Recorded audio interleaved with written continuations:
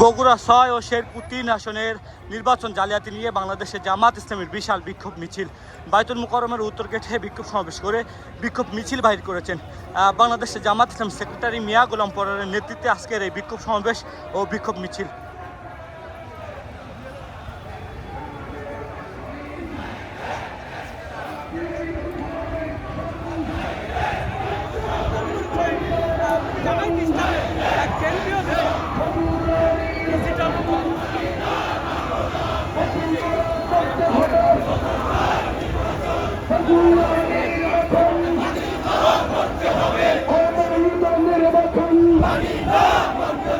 শেরপুরের নির্বাচন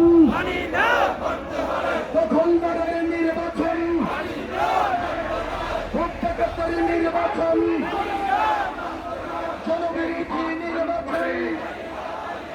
ভোট চুরি করছে তারা জনগণের শত্রু তারা অবৈধ নির্বাচন মনের নামে জনগণ অবৈধ নির্বাচন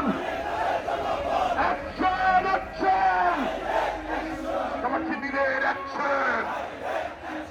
একদমতার অ্যাকশন সৈনিক অ্যাকশন এই সময়ের তালবাহানা এই দিনের ঢাকা এই তালালিনা রাজপথ